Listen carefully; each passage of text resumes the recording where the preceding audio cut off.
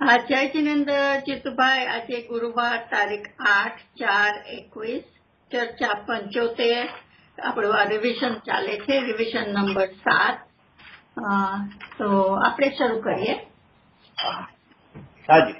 હા, જય જિનેન્દ્ર ભાનુબેન અને બીજા બહેનો જે જોઈન થયા છે. અચ્છા, આપણે સ્વાધ્યાય સમયસાર ગાથા 23, 24, 25 ચાલે છે. એમાં પહેલું આપણે સ્ફટિકના દ્રષ્ટાંત વાળી વાત લઈ લીધી. ઘણી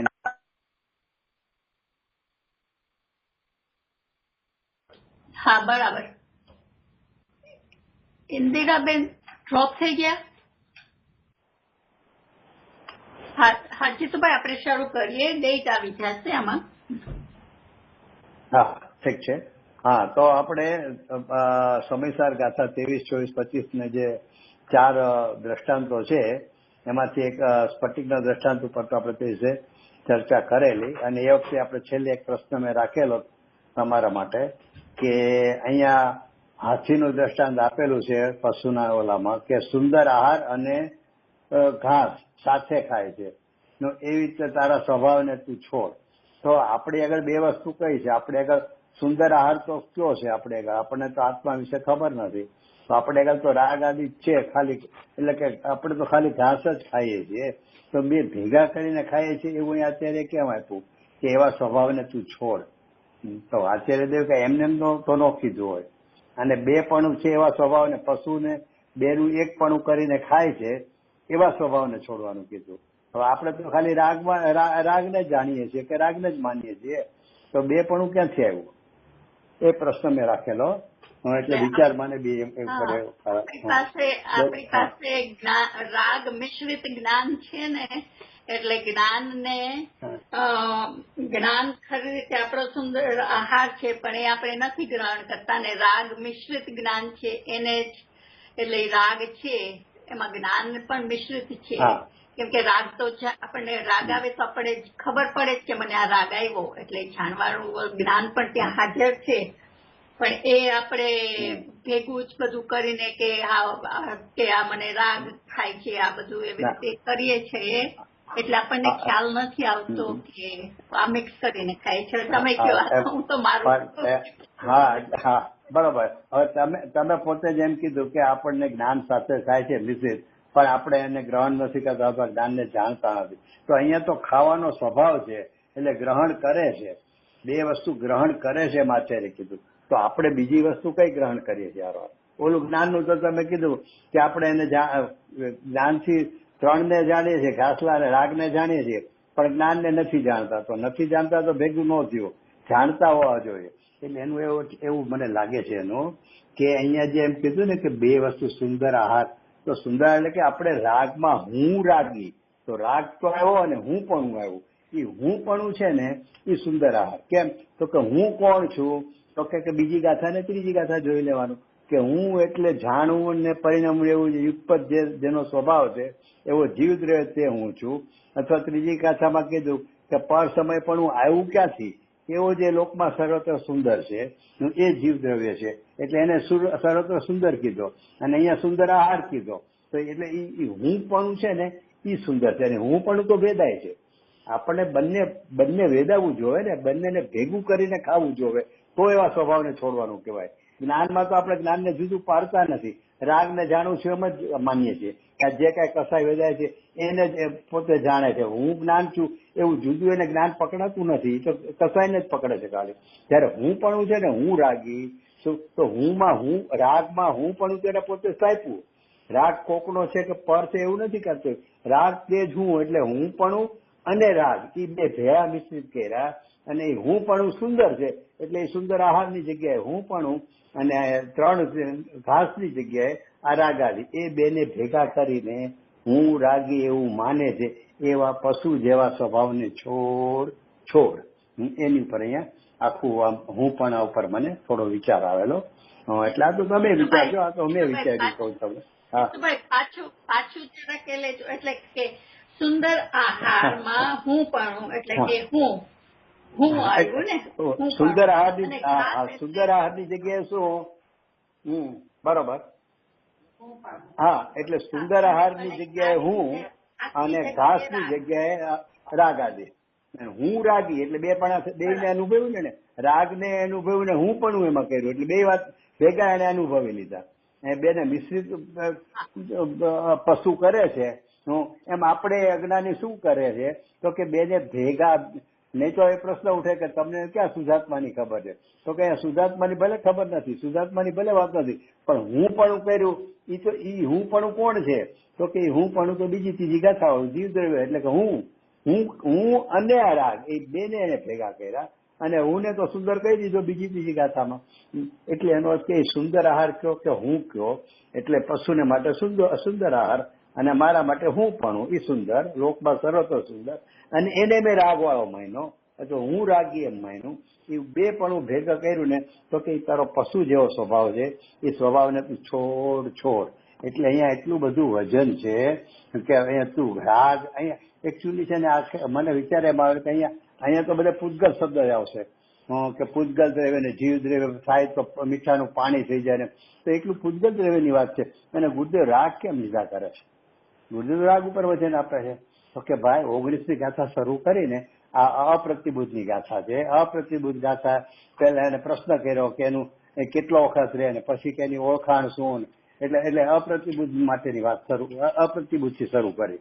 અને એ અપ્રતિબુદ્ધમાં 19મી ગાથામાં કુંકુદાત્યારની જે મૂળ ગાથા છે એનો અર્થ જે ગુજરાતી કર્યો જયચંદ પણ એમાં લખ્યું છે કર્મણી એટલે શું? તો કે જ્ઞાનાવરણ આદિ દ્રવ્ય કર્મ, ભાવ કર્મ અને શરીર આદિનો કર્મ. એટલે અહીંયા ભાવ કર્મ તો લાખેલો જ છે.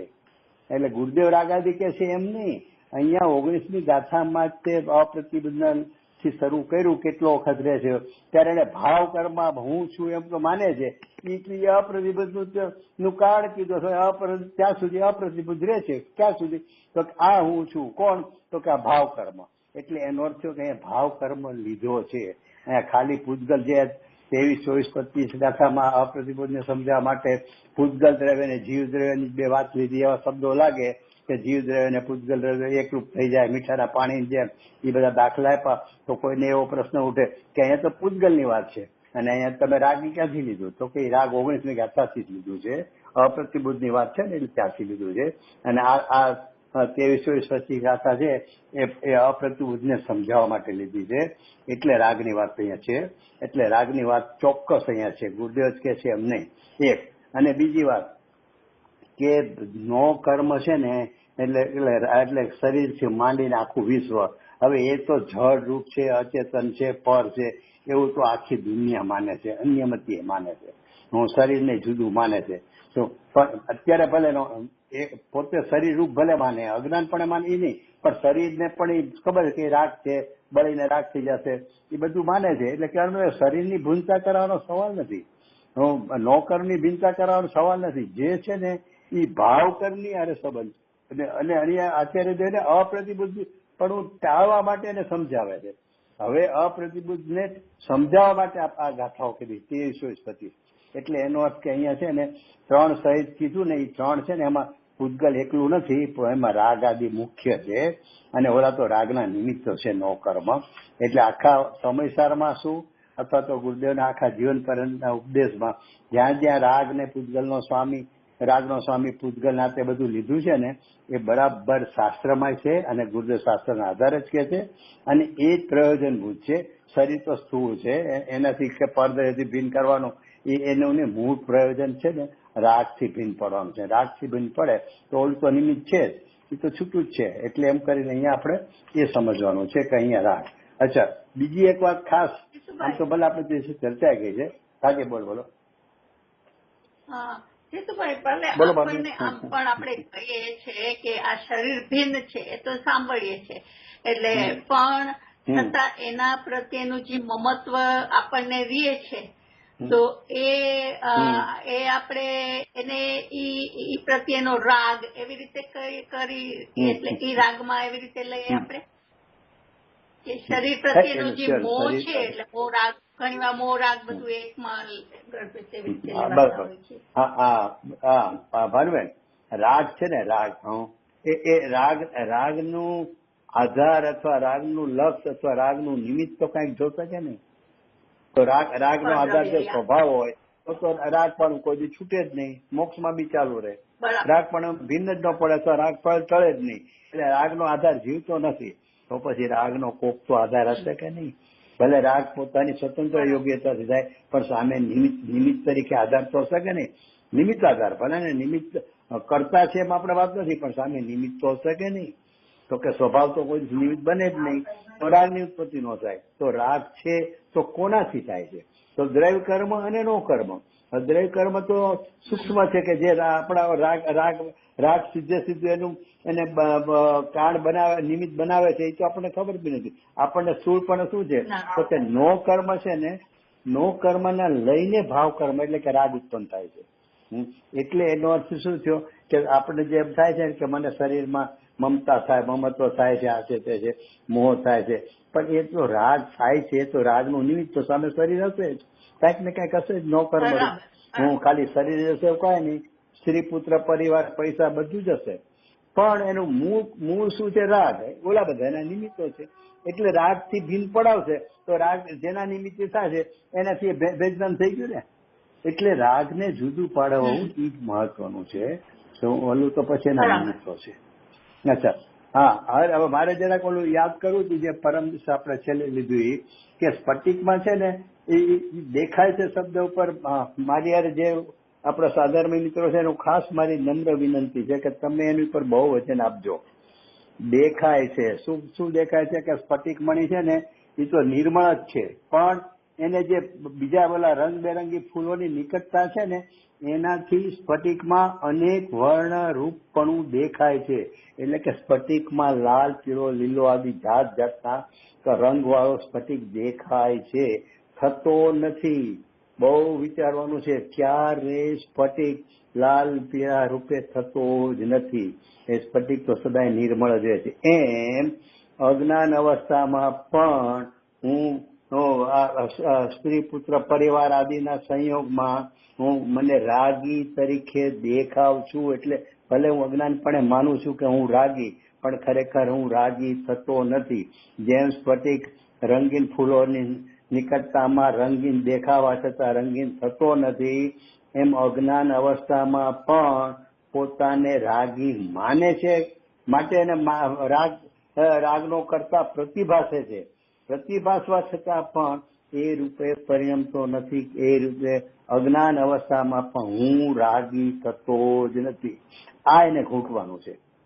એટલે ઈ ખાસ અહીંયા દેખાય શબ્દ જે છે ને એ ઉપર બહુ વજન આપવાનું છે કે સ્ફટિકમાં દેખાય છે રંગીન, પણ સ્ફટિક થાય નહીં રંગીન. એમ હું અજ્ઞાન અવસ્થાને લઈને હું આ બધામાં રાગ મને થતો દેખાય છે, એટલે હું રાગી એમ હું ભલે માનું અજ્ઞાન અવસ્થા, પણ હું ક્યારેય રાગી થતો જ નથી. એટલે ઈ એને નિર્ણયમાં લેવાનું છે ને, ઈ આ વસ્તુ લેવાની છે. હું રાગી છું એ નહીં, હું રાગરૂપ થતો જ નથી. હું દેખાવ એટલે કે પ્રતિભાસ થાય, મને અનુભવ એમ જ લાગે કે જાણે મારી તારી તો ફરી એમાં થઈ રહ્યો છે, એટલે હું જ રાગી છું એવું એને દેખાય છે. અજ્ઞાનને લઈને એવું દેખાય છે.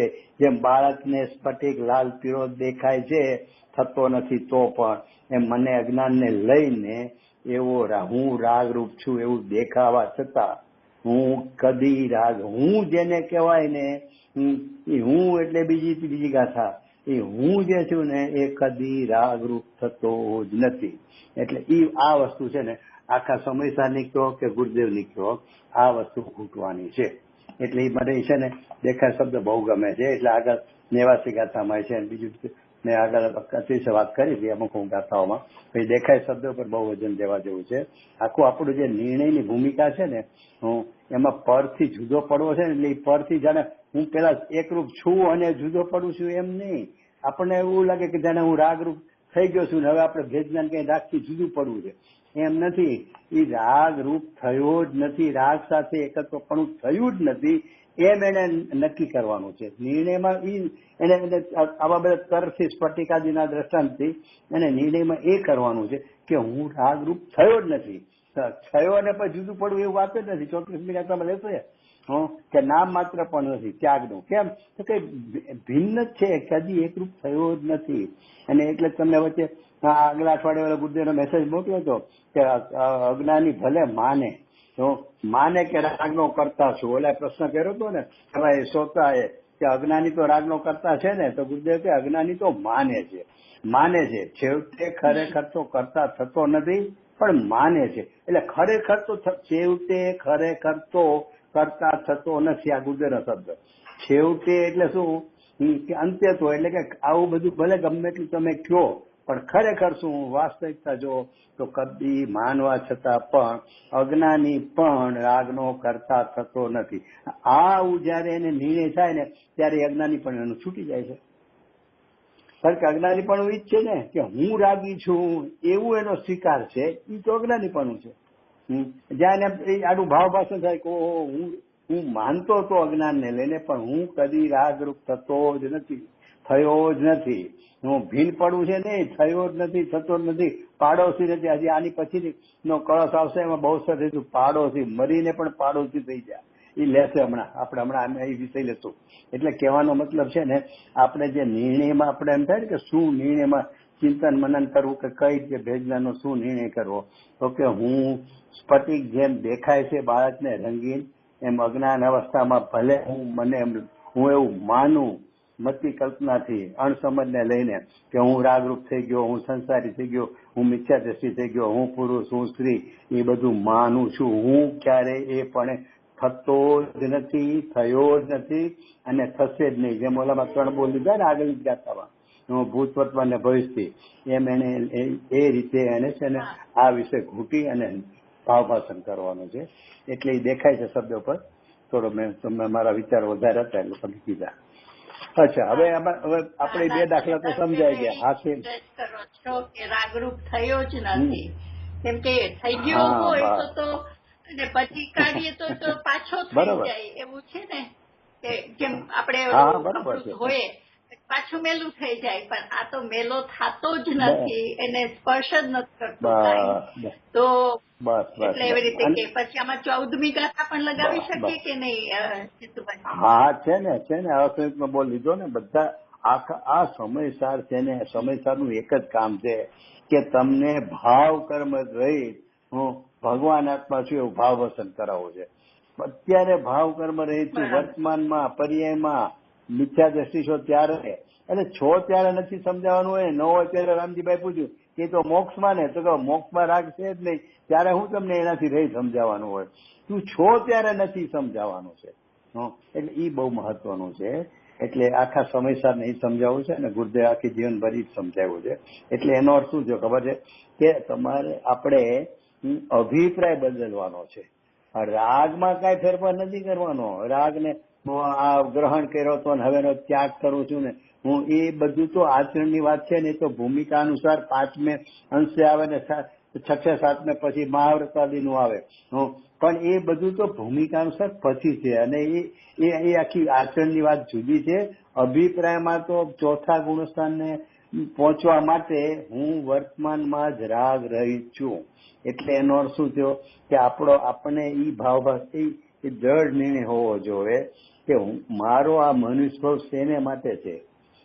કહેવાય છે દુર્લભ મનુષ્ય પ્રાપ્ત થયો, તો દુર્લભ મનુષ્ય પ્રાપ્ત થયો એ શેને માટે છે? તો કેટલાકને એમ લાગે કે સંયમને માટે છે. સંયમ તો પછીની વાત છે. પેલા અહીંયા અત્યારે તો હું રાગ રહિત છું. રાગનો ત્યાગ કરતા નામ પણ મને લાગુ પડતું નથી. એટલી હદે હું પર્યાયમાં પણ રાગ નથી, પાડોશીને ત્યાં રાગ છે. હું એમ કરીને એને રાગ રહિત પણ અભિપ્રાયમાં નિર્ણય કરવાનો છે. એને માટે આ દુર્લભ મનુષ્યો છે.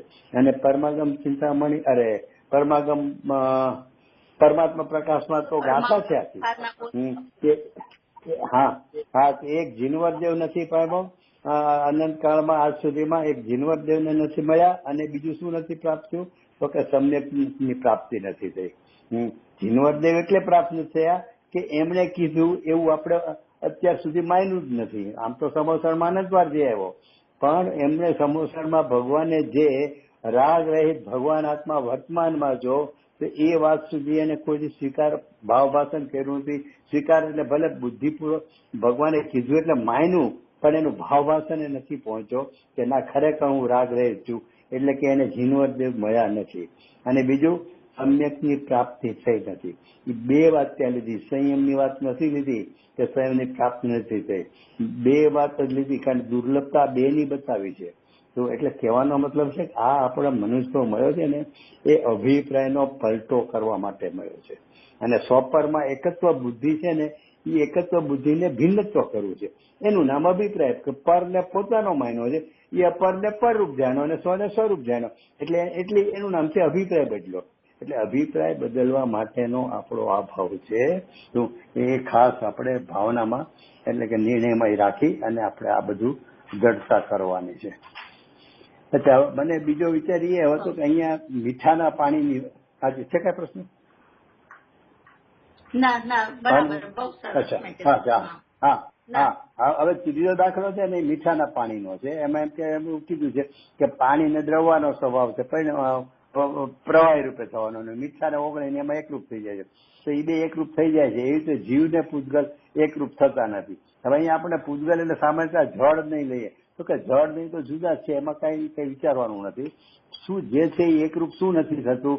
તો કે રાગાદી જે મારી પર્યાયમાં મને જણાય છે ને, કે અરે અંતે તો મારી પર્યાયમાં છે ને, ચારિત્ર ગુણની વિપરીત પર્યાયમાં, એટલે કે મને 24 કલાક સવારથી ઉઠીને રાત સુધી કસાયના પરિણામનું જે વેદનમાં થાય છે ને, એટલે એને થાય કે હું રાગરૂપ જ થઈ ગયો.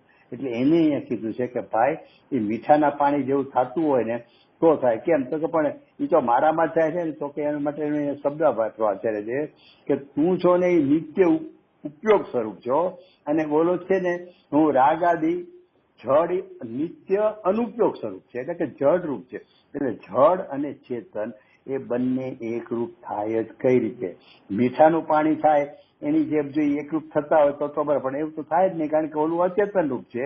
રાગાદિથી લઈને આખું વિશ્વ એ અચેતન રૂપ છે, અને હું તો કે હું ઉપયોગ સ્વરૂપ છું, એટલે કે ચેતન રૂપ છું. એટલે એ બંનેનું એકપણું થતું નથી. માટે હું રાગાદી રહિત છું. એમ અહીંયા એને ઓલા હાથીની જેમ ભેગા કરીને ખાશો ને તેને જુદા પડાવે કે ભાઈ એવું નથી, તું ભિન્ન જ છો, એટલે તું તને ભિન્નપણે માન.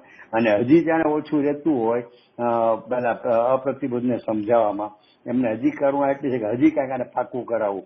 તો કે પ્રકાશ અને અંધકાર કોઈ દિવસ ભેગા રહે ખરા? એમાં તારે કાંઈ સમજવાની જરૂર છે? કોઈ તારે પૂછવા જવાની જરૂર છે કે નાના રાગ ને ઓલો પ્રકાશ અને અંધકાર ક્યારેક તો ભેગા થતા હશે? સવાલ જ નથી. એ બેનામાં એટલો વિરોધી સ્વભાવ છે કે જ્યાં જ્યાં પ્રકાશ હોય ત્યાં અંધકારનું નામ નિશાન હોય જ નહીં. એમ અહીંયા કહે છે કે જ્ઞાન સ્વભાવી એટલે કે ઉપયોગ નિત્ય ઉપયોગ રૂપ, કે જેનો ઉપયોગપણું છે ને નિત્ય કાયમ અનાદિ અનંત રહ્યું છે, એવા ઉપયોગ રૂપ તું છો. અને આ બધું રાગ આદિ છે ને એ નિત્ય અનુપયોગ રૂપ છે. એ બી છે નિત્ય પણ અનુપયોગ રૂપ. એટલે કે જયારે જયારે રાગ આદિ છે, જયારે જયારે જળ કર્મો કે નો કર્મો છે, એ બધાય જયારે જયારે છે ત્યારે એ સદાય અનિત્ય સદાય અનુપયોગ સ્વરૂપ છે, એટલે કે જળ રૂપ જ છે. માટે જેમ પ્રકાશ અને અંધકાર ભેગા નથી થતા, એમ તું કદી રાગ રૂપ કે જળ રૂપ થયો જ નથી. એમ કરીને અપ્રતિબુદ્ધ શ્રોતાને કહે છે કે તું પ્રસન્ન થા, સર્વ પ્રકારે પ્રસન્ન થા. પાછું પ્રસન્ન થા નહીં, તેથી તું સર્વ પ્રકારે પ્રસન્ન થા. તારુચિ તું જળ કરી સાવધાન થા, અને આ સદ્રવ્યને જ મારું માન એમ અનુભવ કર. એટલે કે રાગાદિત્ય મારા છે જ નહીં, એમ નિર્ણય કર. એવું એમને અત્યારે દિવસે અપ્રતિબુદ્ધને સમજાવ્યું. હવે એ સમજાવ્યા પછી એમને કળશ લેખો, કારણ કે આગળમાં જરાક ભાષા એવી આપી ને, એ આત્મઘાતી હું હવે એવી બધી ભાષા આપીને એ દુરાત્મન એવું બધું અત્યારે કીધું ને, એટલે અત્યારે એમ થયું કે જરાક મેં એને કહી તો દીધું ઘણું બધું, અને ઊંચો તો કર્યો, પણ હવે જરાક એને પ્રસન્ન થાય એવું કહું. એટલે એમને શું કીધું, એકદમ કોમળ સંબંધને કહ્યું કે હે ભાઈ, અત્યારે દેવ શ્રોતાને હે ભાઈ કે છે, કઈ સંબોધન વાપર્યું છે, એટલે કે કોમળ સંબંધ. એનો અર્થ શું કર્યો છે તો કે હે ભાઈ, તું કોઈ પણ રીતે એટલે કે મરીને પણ શું કર, તત્વનો કૌતૂહલી થઈને એક સમય માત્ર પણ આ શરીરાદી મૂર્તનો એક ઘડી બે ઘડી માત્ર પણ પાડોશી થઈ જાય તો તને આત્માનો અનુભવ કર. હવે અહીંયા શું કહેવા માંગે છે? મને તો આ બહુ ગમ્યું. મને પાડોશી શબ્દ મરીને પણ થાય, એટલે આપણને એમ કહે ને કે ભાઈ આ એક કાર્ય, હું એમ કઉ છું, મને કોઈ એમ કે કોઈ અધિજ્ઞાની કે કોઈ મહાસંત કે ગુરુદેવ જાય એમ કે તું ભલે મરી જા પણ તને મરતા મરતા સમીકરણ થઈ જશે. આમ તું કર, આ કરતા કરતા મરવું પડે તો મરી જાજે, પણ તને ગેરંટી કે મરતા મરતા તને સમ્યક દર્શન થઈ જશે, તો હું વિચાર ન કરું. મરણ થઈ જવું હોય તો ભલે થઈ જાય, પણ ગુરુદેવ મને ગેરંટી આપે છે કે આચાર્ય ગેરંટી આપે છે કે તું આટલો પુરુષાર્થ કર જબરજસ્ત એકવાર, હું મરવું પડે તો ભલે મર, પણ આટલો પુરુષાર્થ કર તને સમ્યક દર્શન થઈ જશે મરતા પહેલા. તો આપણે વિચાર ન કરીએ. તો અહીંયા કહે છે મરીને પણ તો શું કરવાનું, તો કે એક વાર રાગાદીનો પાડોશી થઈ જા. હવે એ પાડોશી આપણે અહીંયા અત્યારે પાડોશમાં અહીંયા તમારે ત્યાં તો જો કે આવા બિલ્ડિંગો જ નથી હોય, બધા બંગલા ટાઈપ જ હોય છે એવું કે છે બધા. પણ અહીંયા અમારે ત્યાં એક એક બીજા કેટલા માળના બિલ્ડિંગ ને એમાં કેટલા ફ્લેટ ને બધા પાડોશમાં રહેતા હોય, તો કેટલાક જૈન હોય, કેટલાક નોન જૈન હોય. એટલે મારે શું લેવાનું, આપણે જીતુભાઈ કેનેડા પાસે રજનીભાઈ ને એ લોકો ઇન્દિરાબેન એ બધા બંગલાઓમાં રહીએ છીએ. પણ અમારે અહીંયા હોય બધા જુદી જુદી જાતના હોય બાજુના ફ્લેટમાં. હા, એટલે હવે એ પાડોશીમાં જૈન હોય નોન જૈન હોય, આપણે શું લેવા દેવા, આપડા કઈ સગા તો છે એમ. હા, અવાજ રિપ્લાય આવે છે, તમને આવે છે? કોઈ ડિસ્ટર્બ થાય છે?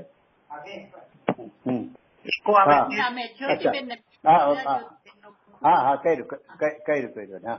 હા, એટલે પાડોશી ગમે હોય આપણે શું લેવા ગયા, મારો સગો તો છે નહીં. એમ અહીંયા કે છે કે એક વાર તું રાગાદીનો પાડોશી થઈ જાય. એ પાડોશમાં થાય છે, મારામાં છે જ નહીં. આપણને છે ને એટલું બધું આમ અંદરમાં સંશય રહે છે કે હારું સ્વચ્છંદી તો નહીં થઈ જવાય ને.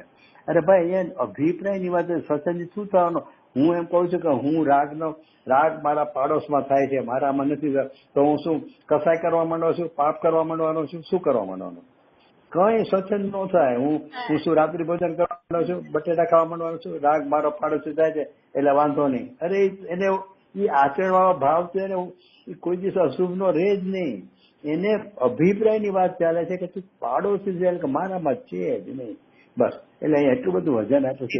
એક વાર જીતુભાઈ, એના માટે એક ગુરુદેવના પ્રવચનમાં એકવાર મેં દાખલો સાંભળ્યો હતો કે આપણા ફ્રેન્ડ હોય, એના મામા હોય, એને આપણે મામા કહીએ, પણ આપણા ઘરે લગ્ન હોય તો કઈ મામેરું લઈને ન આવે, એ ખાલી બોલવાના મામા હોય, આપડા ન થાય. એવી રીતે આ શરીર આપણે કહીએ કે મને પગ દુખે છે, મને માથું દુખે છે, પણ એ કઈ શરીર આપણું નથી ને આપણે શરીર જુદા છીએ.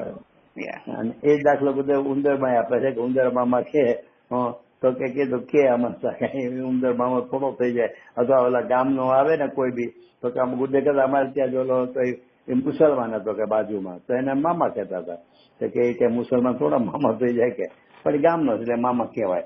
એટલે આ તો કારણ કે પાડોશી છે, પાડોશીને મારે શું એક વાર એને એટલી નિસંગતા આવી જોઈએ. શું આ નિસંગતા ભાવભાષા નહીં થવાનું કારણ શું છે ખબર? અંદર સંશય રહે છે. આપણને બધાને એક ઊંડે ભલે આપણે આટલું બધું ચર્ચા વાર્તા કરીએ, ઘોલન કરીએ, તો ઊંડે સંશય એવો જ રહે છે કે આ બધો કસાય ભાવ અંતે તો હું તો કરું છું ને, આનું વેદન મને થાય છે, આનો કરતાય હું છું, આ મારો જ દોષ છે. એ વસ્તુ છે ને એમાંથી જતી જ નથી. એટલે અહીંયા કીધું કે મરીને પણ એકવાર તને જે નુકસાન થવું થઈ જાય. તો ગુરુદેવ તો કહેતા હતા કે સ્વચ્છંદની બીક લાગે છે, પણ કે મિથ્યાત્વથી મોટો તો સ્વચ્છંદ છે. સ્વચ્છંદનો બાપ તો છે મિથ્યાત્વ. હવે એથી મોટો હું તને ભય છે?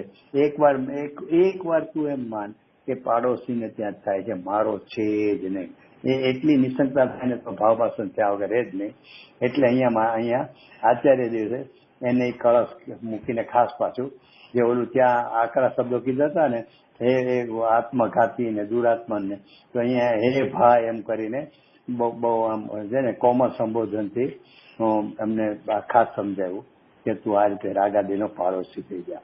હવે આટલું આચાર્ય દેવે અપ્રતિબુદ્ધને સમજાવ્યું એના પ્રશ્નના લઈને, આ 4 દ્રષ્ટાંતો આપીને. તો પણ અપ્રતિબુદ્ધ જીવ છે તો હોશિયાર તો હોય જ ને. એટલે એને પછી તર્ક ચાલુ કર્યા. એટલે એ પછી 26, 27, 28, 29, 30 આ બધી ગાથામાં એ વિષય ચાલશે કે ભાઈ આચાર્યની તીર્થંકરની આપણે સ્તુતિ કરીએ છીએ તો દેહની સ્તુતિ કરીએ છીએ ને, અને નહીં તો પછી જો તમે બેન ભીન માનશો તો ભગવાનની સ્તુતિ જ નહીં થાય ને. એની સામે આચાર્ય રાજાના અને બધા દાખલા આપે ને એ બધું ચાલશે, બરોબર. એટલે એમ કરીને 30મી ગાથા સુધી બધું ચાલ્યું. હવે 30 ગાથા સુધી ચાલ્યું એટલે હવે વચ્ચે હું આપણે એમાંથી એક પ્રશ્ન એ કરી લઉં કે આપણને એમ લાગે છે કે આપણે એ વાત તો આમાં ભલે અપ્રતિબદ્ધ બધી દલીલ આપી કે ભગવાનની સ્તુતિ આપણે શરીરથી કરીએ છીએ કે ભગવાનનું શરીર, આપણે સમજીએ કે ના ના એ સાચી સ્તુતિ નથી અને આચાર્ય દેહ ના પાડે. આપણને લાગે આપણે માનીએ છીએ કે હા ભગવાનની સ્તુતિ છે ને એ શરીરથી એના શરીરના ગુણગાનથી કરીએ તો એ સાચી સ્તુતિ નથી, આપણે એવું માનીએ છીએ. પણ જો આપણે ખરેખર માનતા હોય તો આપણને પૂછવું જોઈએ કે શરીરના સંવાદથી સ્તુતિ નથી એવું માનીએ છીએ, પણ આપણે તો આખો દિવસ પોતાના શરીરના જ ગુણગાન કરતા હોઈએ.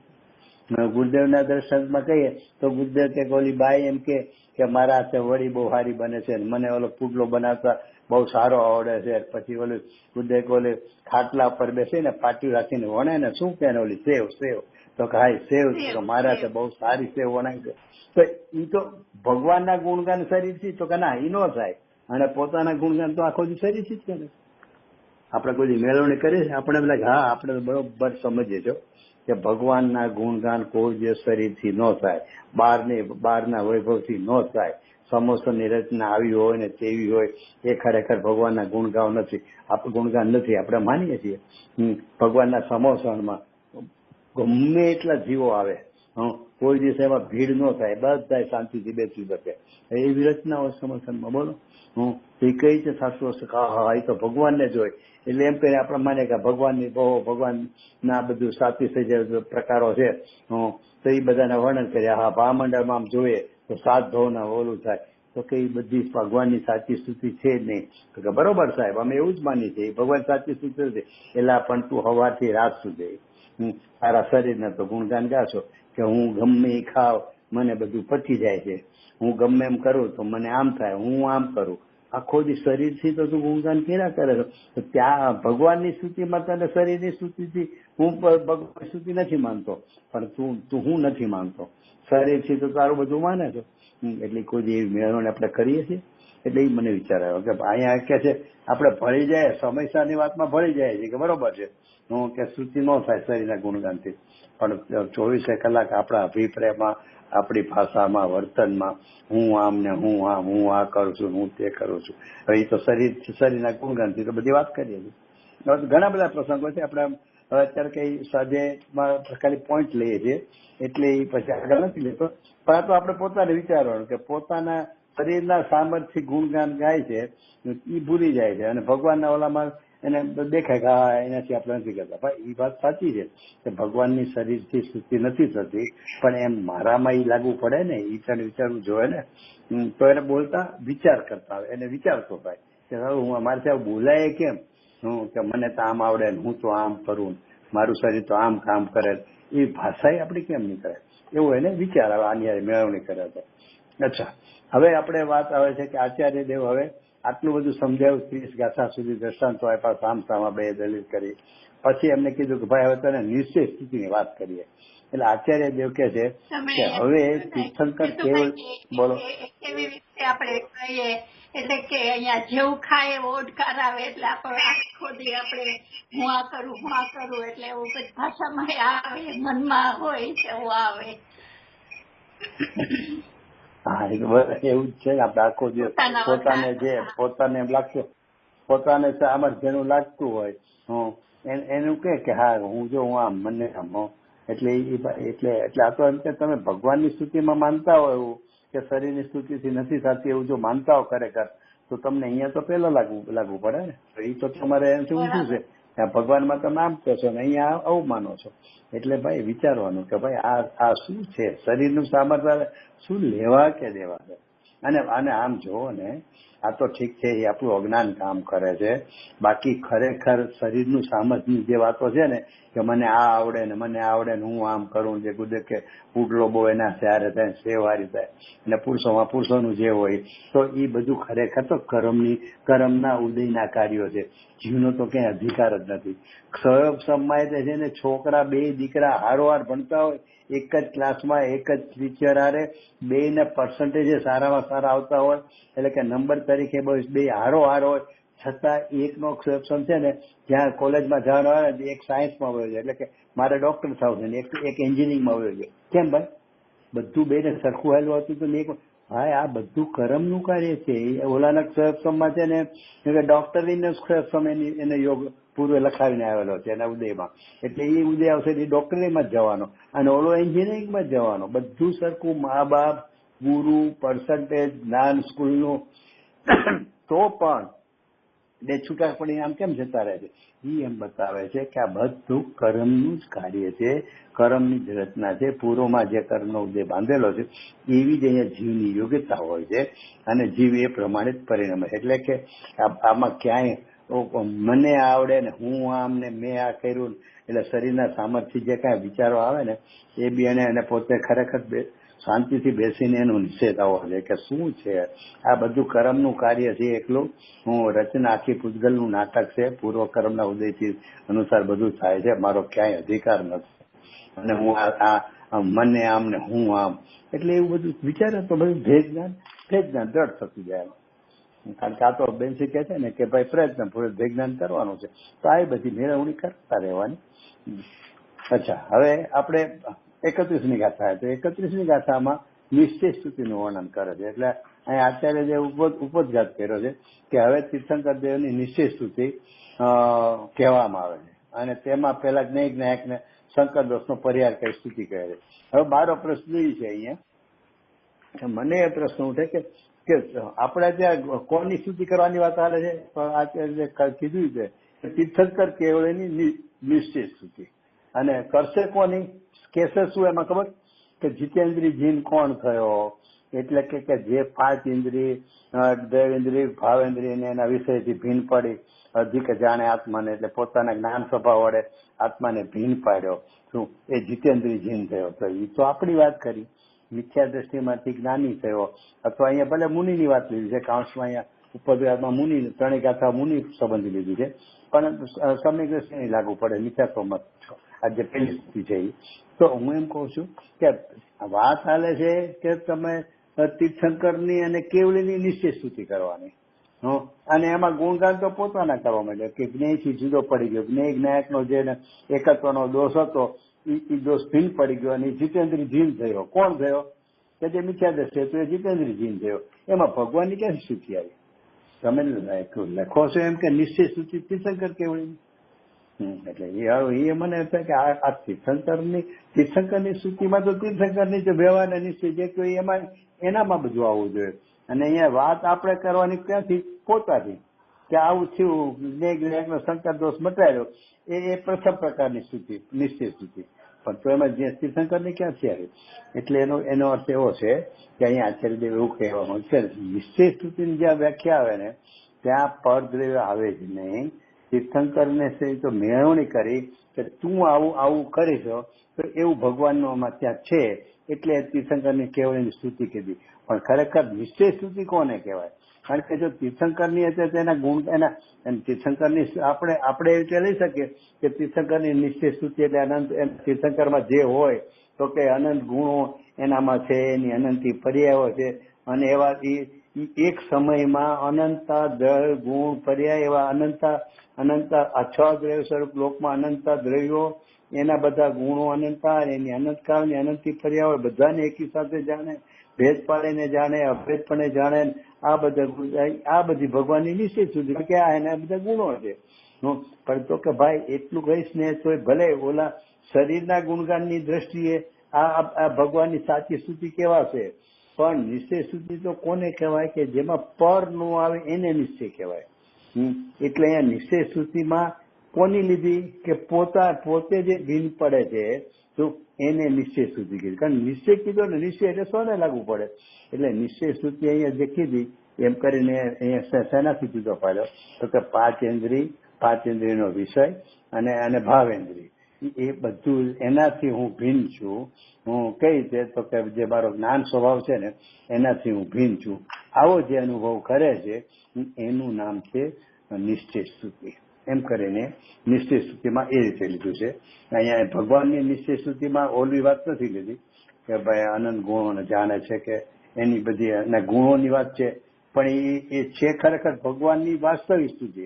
પણ નિશ્ચય એટલા માટે નથી કે પરદ્રવ્યની થઈ સ્તુતિ અને સ્વદ્રવ્યની સ્તુતિ થાય એને નિશ્ચય સ્તુતિ કહેવાય.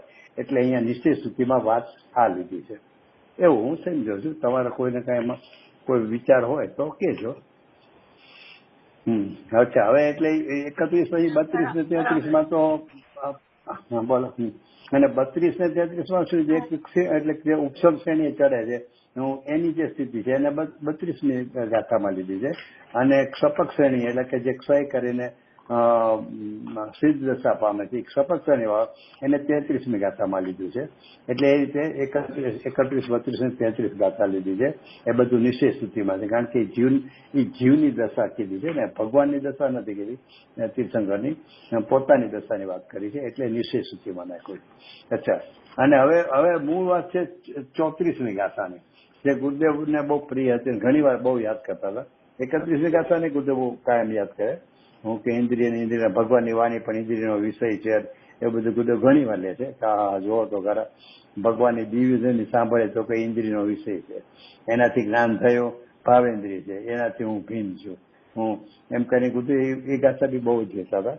પછી આ 34મી ગાથામાં શું કામ ગુરુદેવને વિચાર વધારે બહુ પસંદ થતી હતી કે જે પરભાવ છે ને એના ત્યાગ કરતાપણાનું નામ પણ પોતાને નથી. એને ત્યાગ તો કરતો નથી પણ ત્યાગ કરતાનું નામ પણ એને લાગુ નથી પડતું. એટલે એમાં શું ગુરુદેવ કહે છે કે જે રાગ છે ને રાગ, કારણ કે અહીંયા છે ને પરભાવ શબ્દ છે ને તો પરભાવનું છે ને શ્લોક 10મો છે ને એમાં એને પરભાવમાં ખુલાસો કર્યો છે કે એટલે પરભાવમાં પરદ્રવ્યનો ભાવ અને પરદ્રવ્યના નિમિત્તે થતો વિકારી ભાવ એ બધું પરભાવમાં જાય છે. એટલે કે પરદ્રવ્યના નિમિત્તે થતો વિકારી ભાવ એટલે કે રાગ, તો કે રાગનો ત્યાગ કરતાનું નામ પણ મને લાગુ નથી પડતું. એટલે જે હમણાં આપણે વાત લીધી હતી ને કે રાગથી કેટલું ભિન્ન બતાવવા માંગે છે 23મી ગાથામાં 23, 24, 25 4 દાખલા વડે એટલો બધો નિષેધ કરવા માંગે છે ને એનું કારણ છે એને અહીંયા આપણને 34મી ગાથામાં આચાર્યદેવે લીધું છે કે ભાઈ પરમાર્થથી જોવામાં આવે તો પરભાવોના ત્યાગ કરતાપણાનું નામ પણ પોતાને નથી. બોલો, પરભાવના એટલે કે રાગ આદિના હું રાગનો ત્યાગ કરતા છું, કારણ કે જે પોતાને રાગનો ત્યાગ કરનારો છું એમ કે ને એનો અર્થ કે એને ગ્રહણ કર્યો તો એ વાત સિદ્ધ થઈ ગઈ. એટલે રાગનો ત્યાગ કરતા પણ જ મને નથી. તો એટલે કે એનું મને રાગનો ત્યાગ કરતા પણ સંભવતું, એનું નામ પણ મને લાગુ નથી પડતું. એટલું નામ પણ હું જો સ્વીકારવા જાઉં ને તો જેમ કે મેં ઘરમાંથી કોઈ ગુનેગાર આતંકવાદીને કાઢી મૂક્યો એમ હું કહું તો મને તોય જેલ પડે. કેમ તો કે તે કાઢી મૂક્યો સાચું, પણ તેને રાખ્યો તો ને ઘરમાં એ સિદ્ધ થઈ ગયું. અને ઘરમાં રાખ્યો તો એ દોષ છે, માટે તને જેલમાં નાખશું. આતંકવાદીને ઘરમાં રાખ્યો તો બોલો, પણ મેં કાઢી મૂક્યો પણ રાખ્યો તો ત્યારે કાઢી મૂક્યો ને. તારા ઘરમાં આતંકવાદી એટલો ટાઈમ રહ્યો તો ખરો, એ તો સિદ્ધ થઈ ગયું, માટે તું દોષિત છું, તને જેલમાં નાખશું. એમ અહીંયા કહે છે કે રાગનો જો ત્યાગ કરતા હો ને તો એનો અર્થ કે મેં રાગને ગ્રહણ કર્યો હતો, માટે મેં એનો ત્યાગ કર્યો. એટલે રાગને ગ્રહણ કર્યો હતો એ તો તારો મિથ્યા તો તે ઉભું કર્યું. એટલે કે છે કે રાગનો ત્યાગ ગ્રહણ કર્યો હોય તો હું ત્યાગ કરું ને. મારા ઘરમાં આતંકવાદી આવ્યો જ ન હોય, મેં આતંકવાદીને પોષો જ ન હોય, રહેવા દીધો ન હોય, તો પછી મારે એને કાઢી મૂકવાનો વારો જ ક્યાંથી આવ્યો? એટલે એને નિર્દોષ સાબિત થાય. એમ અહીંયા કહે છે કે રાગનો હું ત્યાગ કરતા નામ માત્ર પણ મને નથી.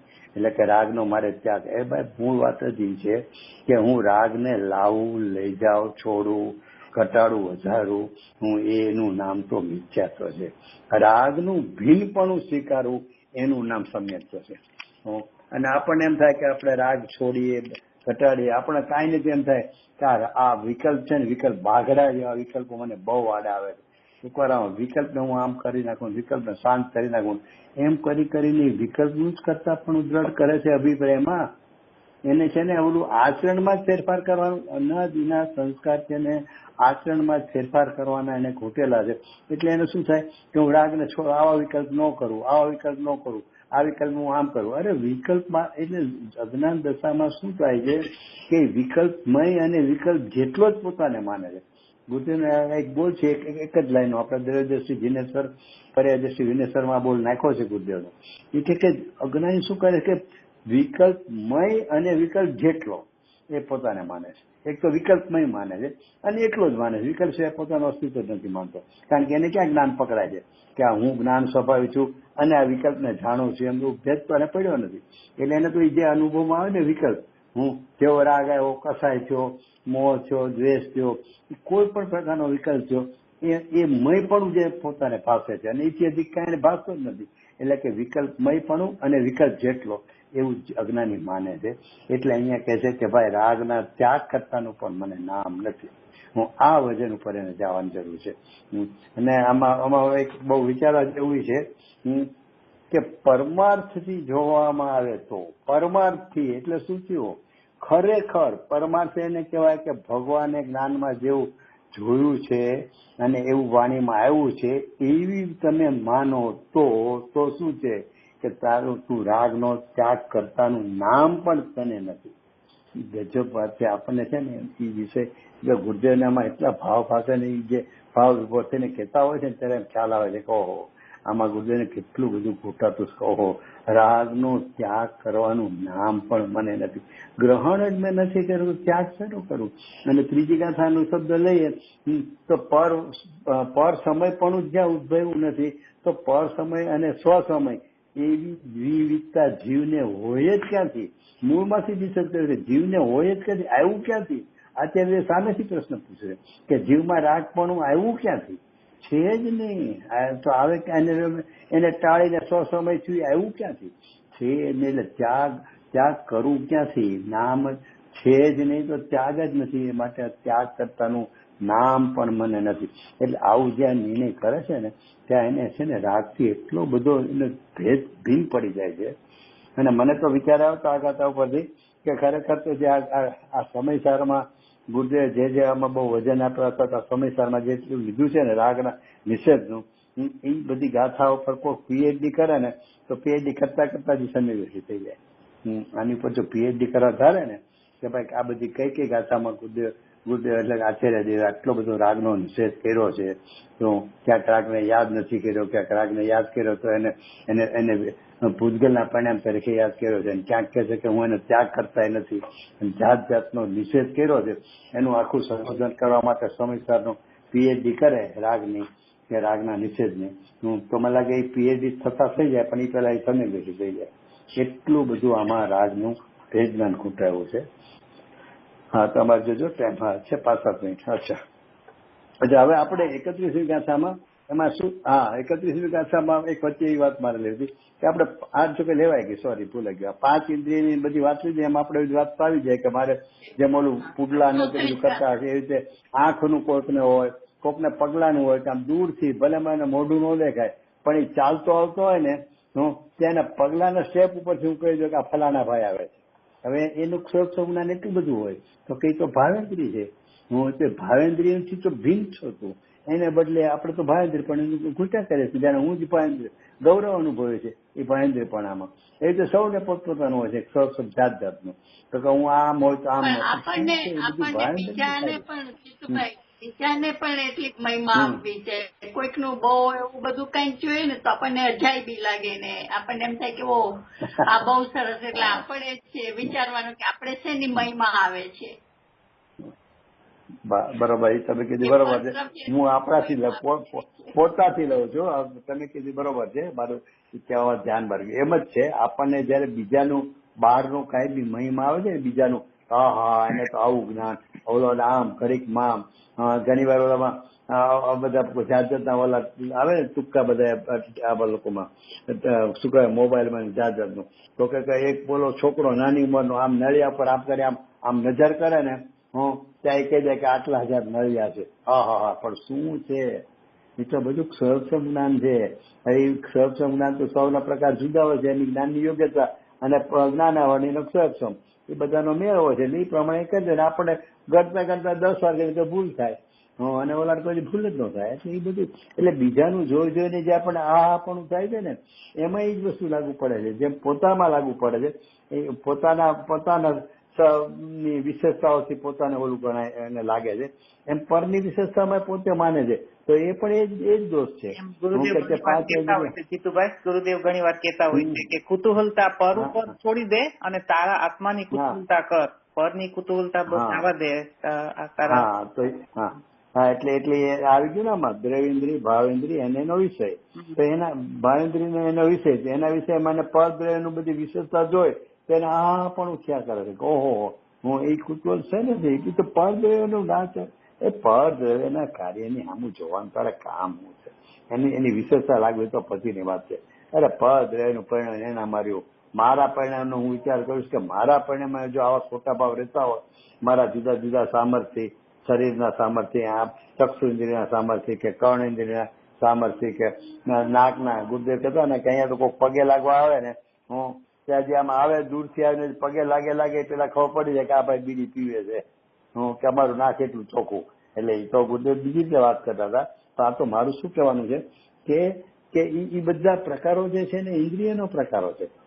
એ તો ગુરુદેવની વાત તો મેં અવશ્ય લીધી કે એવી વિશેષતા હોય છે હું જ્ઞાનીઓમાં પણ કે એટલું દૂર હોય તો જાણી લે. જેમ કે ચક્રવર્તીને તો કઈ ઘરમાં બેઠા સૂર્યમાં જીનેન્દ્ર ભગવાનના દર્શન કરે હવાના પોરમાં, એટલે પછી અન્યમાંથી ચાલુ થઈ ગયું સૂર્યને પૂરો હવાના પોરમાં ઓલું જલ ધારા દે સૂર્ય દર્શન કરે ને એ આ ચક્રવર્તીમાં ચાલુ હોય. ચક્રવર્તીને ચક્ષુમાં એટલું તેજ હોય છે. પણ અહીંયા તો અજ્ઞાનીની વાત છે કે અજ્ઞાનીને છે ને આવું બધું લાગતું હોય ને પોતાના જે પ્રકારોમાં સામર્થ્ય હોય ને 5 ઇન્દ્રિય સંબંધી, ત્યાં એને એમ થાય કે હું આમ ને મારાથી આમ ને એવું બધું લાગે. એવી જ રીતે ભાનુબેને કીધું એમ કે પરદ્રવ્યની જે કઈ વિશેષતા જોવે તો એને એમ થાય કે ઓહો આનામ આમ ને ઓહો.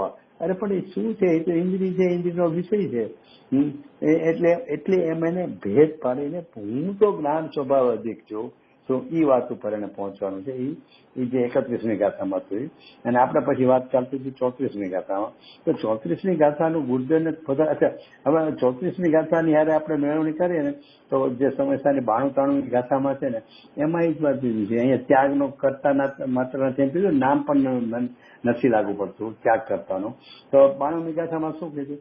શ્રી કૃષ્ણ રૂપે પરિણમે છે ને પૂતગલ એનું જ્ઞાન કરે છે છતાં એ રૂપે પરિણમતો જ નથી. શ્રી કૃષ્ણના જ્ઞાન કરે છે પણ શ્રી કૃષ્ણ રૂપે જ્ઞાન થતું જ નથી તો એનું ત્યાગ ક્યાંથી કરે? એમ અહીંયા કહે છે કે શ્રી કૃષ્ણ રૂપે જેમ થતું નથી જ્ઞાન, એવી રીતે રાગ રૂપને જાણવા છતાં જ્ઞાન રાગરૂપ થતું જ નથી. એ જે 92મી ગાથામાં લીધું તો રાગરૂપ થતું જ નથી, તો પછી રાગનો ત્યાગ કરવાની વાત જ ક્યાં આવી? એટલે કે રાગનો ત્યાગ કરતા પણ નથી. એ જે 35મી ગાથા 34મી ગાથામાં લીધું એ આખું પરમાર્થથી જોવા મળે. એટલે એનો ભાવ ઘૂંટવા જેવો છે બહુ. અને એના માટે ગુરુદેવના પ્રવચનો વિશે સાંભળીએ ને તો એમને ખ્યાલ આવશે આપણને કે ગુરુદેવનામાં કેટલું ભાવ વિભોર થઈને આ વિષયમાં લેતા હતા. એટલે આપણે જ્ઞાનની એટલે નિર્ણયની પ્રજ્ઞાની દ્રઢતા થાય એટલે આ ગાથામાં પણ એ રીતે આપણે વિચારવું. પછી હવે આપણે અહીંયા પૂરું કરીએ. એટલે આપણે પેલો અધિકાર પૂરવાનો હા પૂરો હા એટલે બસ પૂરું કરી.